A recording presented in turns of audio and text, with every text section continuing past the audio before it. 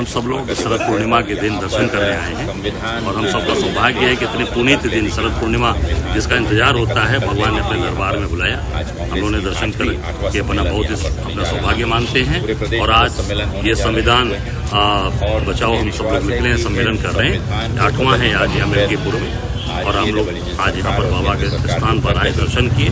निश्चित तौर से भगवान राम से हमने प्रार्थना की है कि सुख समृद्धि और आगे अमन चैन कायम रहे और जो उन्होंने मर्यादा पुरुषोत्तम भगवान राम मर्यादा जो दिया हमको, उस मर्यादा के तहत पूरे समाज के लोग काम करें, आगे बढ़े और यही भगवान से हमने प्रार्थना की। सर, पूरे प्रदेश में 10 सीटों पे उपचुनाव होने वाले, 9 सीटों की घोषणा हो चुकी। मिल्कीपुर सीट को लेकर के संशय बना हुआ है। मुझे लगता है कि निश्चित तौर से मिल्कीपुर भी घोषित करना चाहिए था और क्योंकि ये भी उपचुनाव यहाँ भी होंगे और जब भी चुनाव होंगे हम यहाँ चुनाव जीतेंगे, डंके की चोट पर जीतेंगे, यही भगवान से प्रार्थना भी की है। और भगवान ने यही आपने देखा होगा कि पूरे जहां देश में ये चिल्ला रहे थे वहीं पर भाजपा आज यही रामलला के दरबार में ही भारतीय जनता पार्टी चुनाव हार गई। तो यहाँ की मैं जनता को भी धन्यवाद देना चाहूंगा कि यहाँ की जनता ने जो निर्णय लिया है कि ये जो इन्होंने अत्याचार अन्याय किया, गरीबों के मकान तोड़े, घर गिराए, ये निश्चित तौर से यहाँ की जनता ने, क्योंकि वो सब राम भक्त हैं, सब राम के ही सेवा करते पीढ़ियों से चले आ रहे हैं,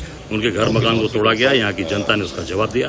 मैं अयोध्या की जनता को बहुत बहुत धन्यवाद देना चाहूँगा। वायनाड से प्रियंका गांधी चुनाव लड़ने जा रहे हैं, कैसे देखते हैं? निश्चित तौर से प्रियंका जी हमारे नेता हैं और प्रियंका जी भारी मतों से एक तरफा चुनाव जीतेंगे और जो उनके काम करने की प्रणाली है, जो सोच है, उसके तहत आज उनको लोकसभा में जाना चाहिए और लोकसभा में जिस दिन वो आएंगी आप देखिएगा निश्चित तौर से लोकसभा में कांग्रेस और इंडिया गठबंधन मजबूत होगा। रामलला के दर्शन आज बहुत ही सुंदर दर्शन हुए। मैं प्रेसिडेंट अजय राय जी हमारे सभी साथीगण आज यहाँ उपस्थित हुए हैं, जहाँ विशेष रूप से संविधान बचाओ संकल्प के लिए यहाँ पर आज एक सम्मेलन होने जा रहा है और हम सौभाग्यशाली हैं कि आज बहुत ही सुंदर दर्शन हुए। प्रभु रामलला के प्रभु ने आशीर्वाद दिया और जिस न्याय की लड़ाई के लिए माननीय राहुल गांधी जी पूरे देश में संविधान को बचाने और संविधान के सम्मान के लिए संघर्ष कर रहे हैं, उसके लिए देशवासियों को संविधान की सुरक्षा प्राप्त होते रहे,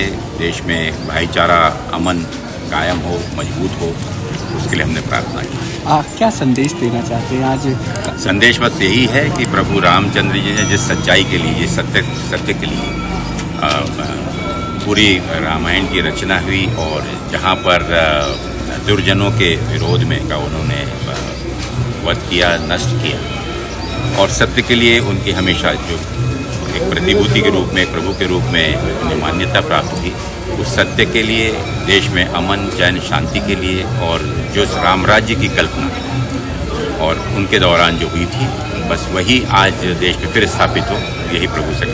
आज 10 सीटों पर विधानसभा चुनाव होने हैं, 9 सीटों का डेट दिया गया, मिल्कीपुर का नहीं आया, कैसे देख रहे हैं? देखिए, मिल्कीपुर का ये एक राजनीतिकरण हर जगह में जिस प्रकार से चुनाव आयोग सरकार की कठपुतली बना हुआ है, ये बहुत ही दुर्भाग्यपूर्ण है। मिल्कीपुर का चुनाव की घोषणा बाकी अन्य चुनाव के साथ होनी चाहिए। 9 सीटों पर कांग्रेस का क्या? 9 सीटों पर ही नहीं, लेकिन मिल्कीपुर मिलाकर इन 10 ही सीटों पर इंडिया गठबंधन के प्रत्याशी चुनाव लड़ेंगे और 10 की 10 सीटों पर कांग्रेस प्रत्याशी कितने लड़ेंगे? जो भी नेतृत्व निर्णय लेगा, इसमें अधिकांश सीटों पर